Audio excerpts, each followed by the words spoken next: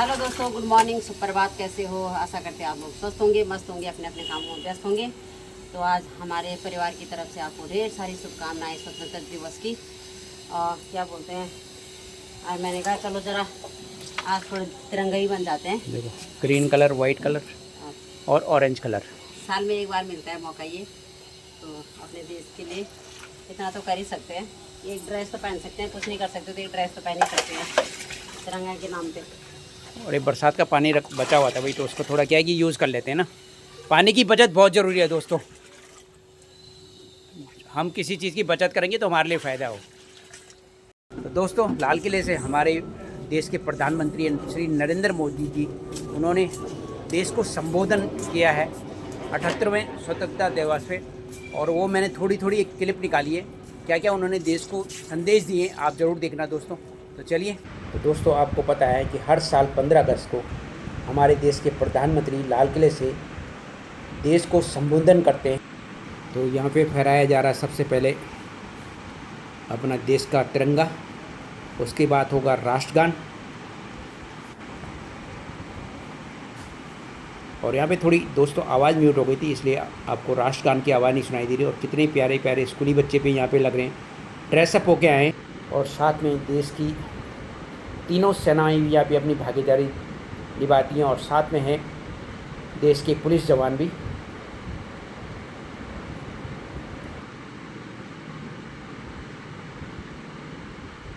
और अब देखिए, ऊपर से देखिए किस तरह से हेलीकॉप्टर जो है कि फूलों की वर्षा कर रहे हैं।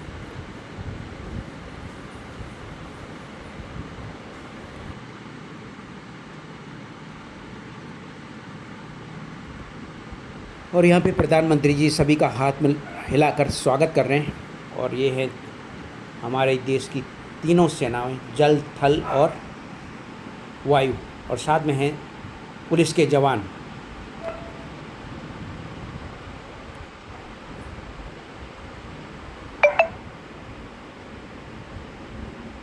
और वही सामने आपको चांदनी चौक का एक दृश्य दिखाई दे रहा है।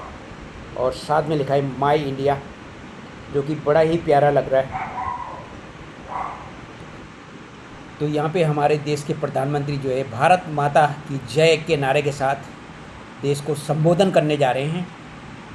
40 करोड़ देशवासी, आपने जो आशीर्वाद दिए हैं, उस आशीर्वाद में मेरे लिए एक ही संदेश है, जन जन की सेवा, हर परिवार की सेवा, हर क्षेत्र की सेवा। और सेवा भाव से समाज की शक्ति को साथ लेकर के विकास की नई ऊंचाइयों पर पहुंचना।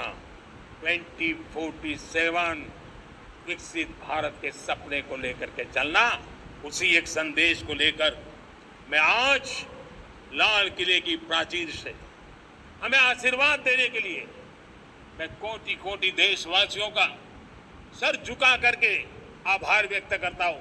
मैं उनके प्रति नतमस्तक होता हूं और मैं उनको विश्वास दिलाता हूं कि हमें नई ऊंचाइयों को नए जोश के साथ आगे बढ़ना है। हमें सिर्फ जो हो गया है वो संतोष मान करके बैठने वाले हम लोग नहीं हैं, वो हमारे संस्कार में नहीं है। हम कुछ और करने के लिए, कुछ और आगे बढ़ने के लिए और कुछ और नई ऊंचाइयों को पार करने के लिए हम आगे बढ़ना चाहते हैं। विकास को, समृद्धि को, सपनों को साकार करने को, संकल्प को लिए जीवन खपाने को हम अपना स्वभाव बनाना चाहते हैं। मेरे देश के नौजवानों को विदेश जाना न पड़े, मेरे मध्यम वर्गीय परिवारों को लाखों करोड़ रुपया खर्च करना न पड़े। इतना ही नहीं, ऐसे संस्थान निर्माण हो ताकि विदेशों से लोग भारत के अंदर उनका मुंह मोड़े। अभी अभी हमने बिहार का हमारा गौरवप्रद इतिहास रहा है, नालंदा यूनिवर्सिटी का पुनर्निर्माण किया है। फिर से एक बार नालंदा यूनिवर्सिटी काम करना शुरू कर दिया है। हम तो हमारा सफाई का क्षेत्र हो उसमें भी एक नए स्किल डेवलपमेंट की ओर बल देना चाहते हैं। और हम स्किल इंडिया प्रोग्राम को बहुत व्यापक रूप से इस बार लेकर के आए हैं। बजट में भी इसका बहुत बड़ा इस बजट में इंटर्नशिप को भी हमने बल दिया है। तो हमारी माताओं, बहनों, बेटियों के प्रति जो अत्याचार हो रहे हैं, उसके प्रति देश का आक्रोश है, जन सामान्य का आक्रोश है। इस आक्रोश को मैं महसूस कर रहा हूं। इसको देश को, समाज को, हमारे राज्य सरकारों को गंभीरता से लेना होगा। महिलाओं के विरुद्ध अपराधों की जल्द से जल्द जांच हो, राक्षसी कृत्य करने वालों को जल्द से जल्द कड़ी सजा हो। वो समाज में विश्वास पैदा करने के लिए जरूरी है, काम कर रहे हैं। आज विश्व की बहुत बड़ी कंपनियां भारत में निवेश करना चाहती है। ये चुनाव के बाद मैंने देखा, मैंने तीसरे कार्यकाल में जितने लोग मुझसे मिलने के लिए मांग कर रहे हैं वो ज्यादातर निवेशक लोग हैं, विश्व भर के निवेशक हैं। वो आना चाहते हैं, भारत में निवेश करना चाहते हैं। ये एक बहुत बड़ा गोल्डन अपॉर्चुनिटी है। ये हमारा दायित्व बनता है कि हमारी पुरानी आदतें छोड़ करके स्पष्ट नीति के साथ हम आगे आए। देखिए, आपको परिणाम अपने राज्य में दिखाई देगा और आपका राज्य भी चमक उठेगा, ये मैं आपको विश्वास देता हूँ। खेलों को बनाने वाले लोग, प्रोडक्ट करने वाले लोग, विदेशी कमाई को, भारत के पास बहुत बड़ी विरासत है। हम गेमिंग की दुनिया में बहुत नई टैलेंट को लेकर के आ सकते हैं। हम नए सपने, नए संकल्प, अत्यंतिक पुरुषार्थ के साथ नए लक्ष्यों को हासिल करने के लिए आगे बढ़ेंगे, ऐसा मैं विश्वास के साथ उनको शुभकामनाएं भी देता। आने वाले कुछ दिनों में भारत के एक बहुत बड़ा दस्ता पैरालंपिक के लिए पेरिस जाने के लिए रवाना होगा। जो भारत का भला सोच नहीं सकते हैं, जब तक खुद का भला न हो तब तक उनको किसी का भला अच्छा नहीं लगता है। ऐसी विकृत मानसिकता से भरे हुए लोगों की कमी नहीं होती। देश को ऐसे लोगों से बचना होगा। वे निराशा की गर्त में डूबे हुए लोग हैं। ऐसे मुट्ठी बंद निराशा की गर्त में डूबे हुए लोग जब उनके गोद में विकृति पलती है तब वो विनाश का कारण बन जाती है, सर्वनाश का कारण बन जाती है, एनार्की का मार्ग ले लेती है और तब देश को इतनी बड़ी हानि हो जाती है जिसकी भरपाई करने में हमें नए सिरे से मेहनत करनी पड़ती है। इसलिए ऐसे जो छुटपुट निराशावादी तत्व होते हैं, वो सिर्फ निराशा इतना नहीं है, उनकी गोद में विकृति पल रही है। ये विकृति विनाश के, सर्वनाश के सपने देख रही है, ताने बाने जोड़ने की प्रयासों में लगी हुई है। देश को इसे समझना होगा। लेकिन मैं देशवासियों को कहना चाहता हूं कि हम हमारी नेक नीयत से, हमारी ईमानदारी से, राष्ट्र के प्रति हमारे समर्पण से हम सारी परिस्थितियों के बावजूद भी विपरीत मार्ग पर जाने वालों के लिए भी उनके भी दिल जीत करके हम देश को आगे बढ़ने के हमारे संकल्प में कभी भी पीछे नहीं हटेंगे, ये मैं विश्वास देना चाहता हूँ। मुफ्त इलाज की योजना हमारी चल रही है। बिजली, पानी, गैस अब सैचुरेशन के मूड पर है। और जब हम सैचुरेशन की बात करते, मैं जनप्रतिनिधि, वो किसी भी दल के क्यों न हो, किसी भी राज्य के क्यों न हो, सबसे आग्रह करता हूं कि हमने एक मिशन मोड में ईज ऑफ लिविंग के लिए कदम उठाने चाहिए। मैं हमारे युवाओं को, प्रोफेशनल्स को, सबको मैं कहना चाहता हूं, आप अपने स्थान पर जहां पर आपको छोटी छोटी दिक्कतें होती हैं, आप उसके सॉल्यूशन को लेकर के सरकार को चिट्ठी लिखते रहिए। सरकार को बताइए कि बिना कारण की कठिनाई है, उसको दूर करने से कोई नुकसान नहीं है। मैं पक्का मानता हूं आज सरकारें संवेदनशील है। हर सरकार, स्थानीय स्वराज्य की संस्था होगी या राज्य सरकार होगी या केंद्र सरकार होगी, उसको तवज्जो देगी। आज देश में करीब करीब काम आएगी और इसलिए हम अपने स्तर पर होती है चलती से मुक्ति पाकर के बदलावों के लिए आगे आए, हिम्मत के साथ आगे आए। और सामान्य मानवी की जरूरत, छोटी छोटी जरूरत होती है, पंचायत लेवल पर भी वो मुसीबतें झेल रहा है, उन मुसीबतों से हम मुक्ति दिलाएं तो मुझे पक्का विश्वास है कि हम सब कार्य को हम गति दें।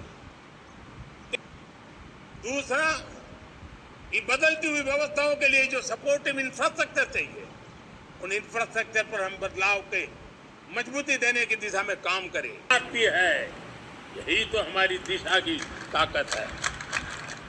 जब हम 25 करोड़ लोगों को गरीबी से बाहर निकालते हैं, तब हमारा विश्वास पक्का हो जाता है कि हमने गति को बराबर मेंटेन किया है और सपनों को साकार करना दूर नहीं है। जब 100 से अधिक आकांक्षी जिले अपने अपने राज्य के अच्छे जिलों की स्पर्धा कर रहे हैं, बराबरी करने लगे हैं, तो हमें लगता है कि हमारी दिशा और गति दोनों सामर्थ्यवान है, उनका ऋणी है। ऐसे हर महापुरुष के प्रति हम अपना श्रद्धा भाव व्यक्त करते हैं। मेरे प्यारे देशवासियों, आज जो महानुभाव राष्ट्र रक्षा के लिए और राष्ट्र निर्माण के लिए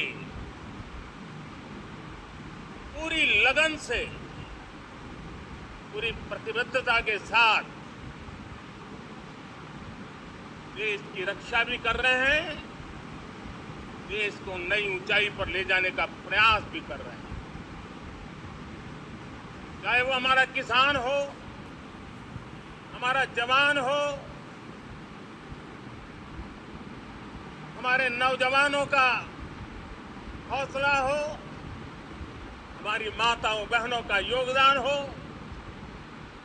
दलित हो, पीड़ित हो, शोषित हो, वंचित हो, अभावों के बीच भी स्वतंत्रता के प्रति उसकी निष्ठा, लोकतंत्र के प्रति उसकी श्रद्धा, ये पूरे विश्व के लिए एक प्रेरक घटना है। गुलामी का इतना लंबा कालखंड,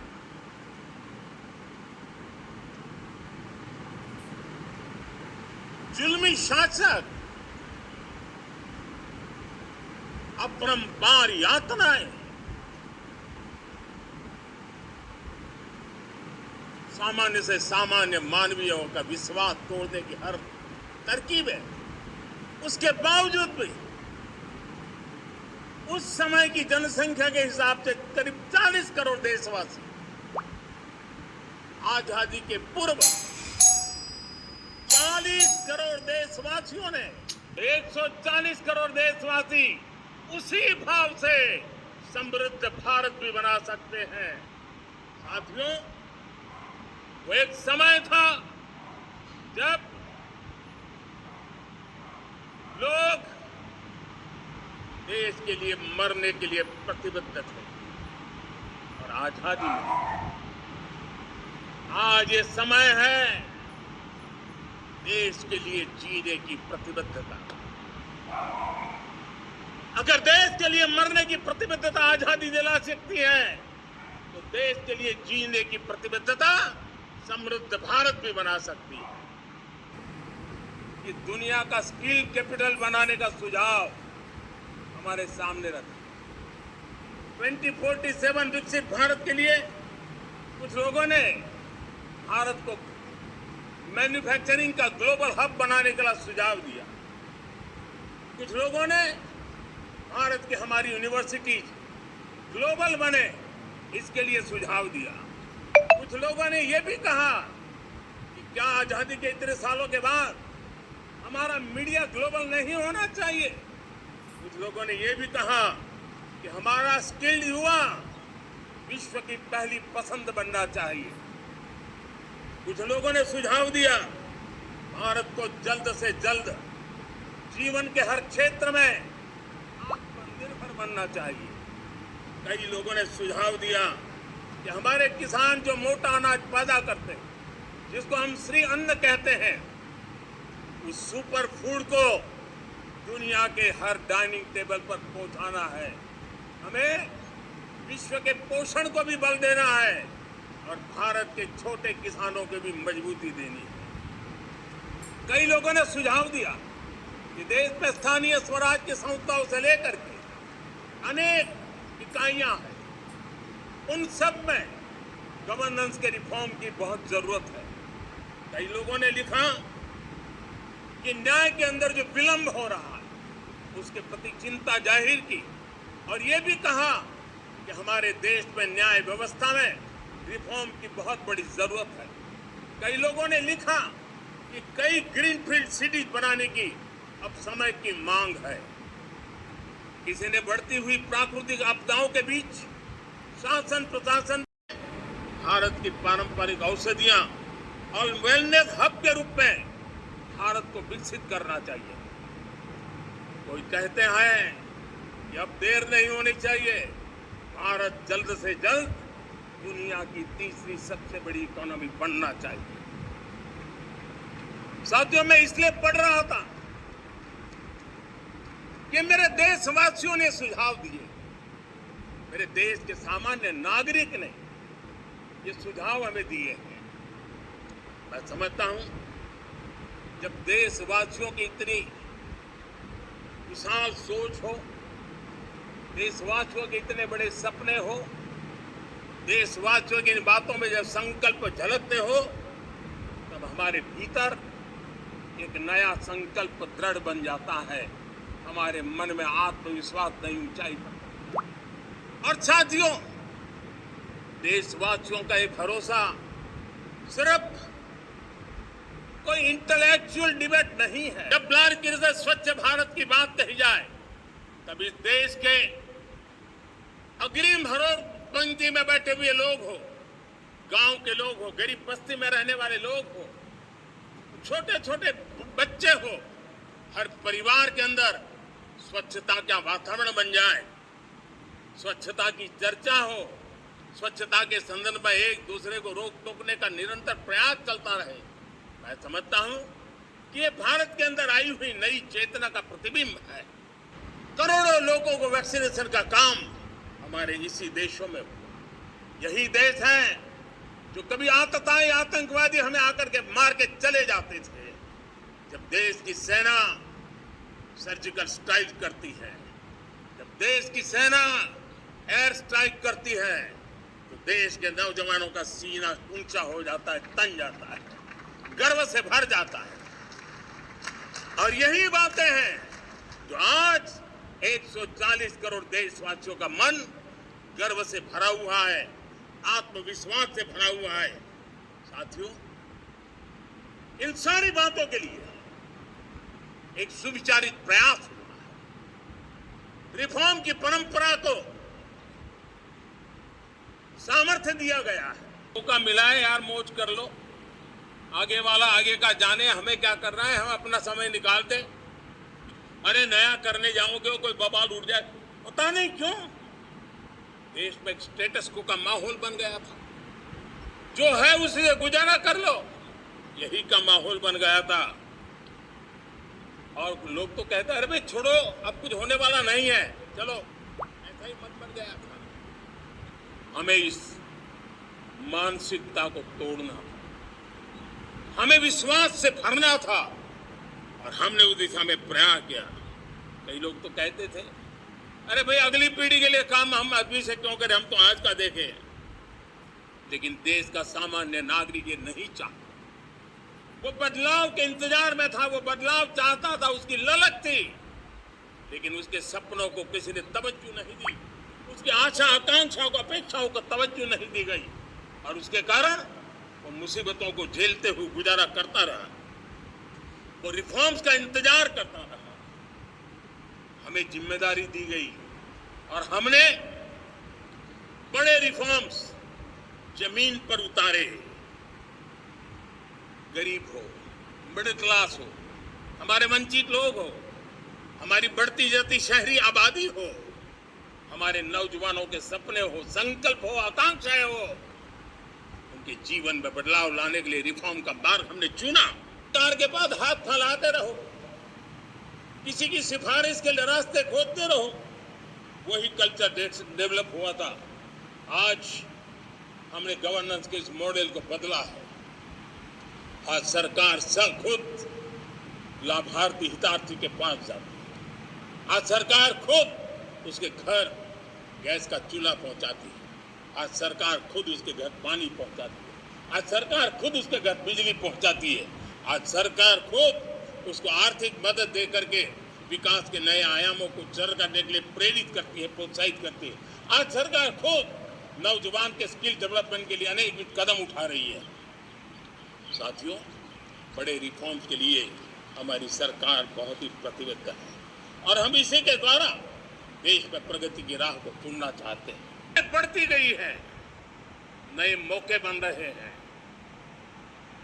मेरे देश के युवाओं को अब धीरे धीरे चलने का इरादा नहीं है। हम सदियों की पीढ़ियों को तोड़ करके निकले हैं।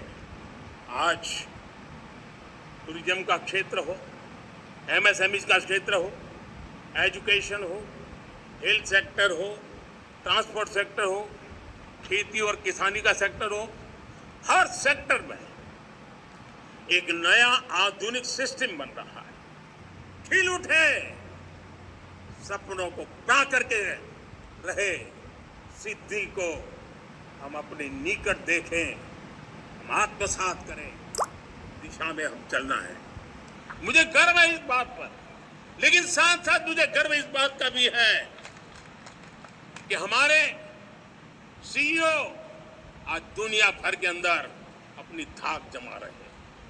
भारत के हमारे सीईओ विश्व भर में अपनी धाक जमा रहे हैं।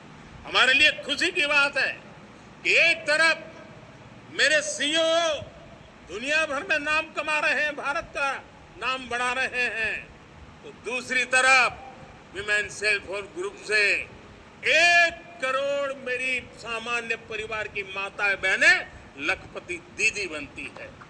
मेरे लिए ये भी उतना ही गर्व की बात है। अब हमने सेल्फ हेल्प ग्रुप को 10 लाख रुपए से 20 लाख रुपए देने का निर्णय किया है। अब तक 9 लाख करोड़ रुपए बैंकों के माध्यम से हमारे इन विमेन सेल्फ हेल्प ग्रुप को मिले हैं।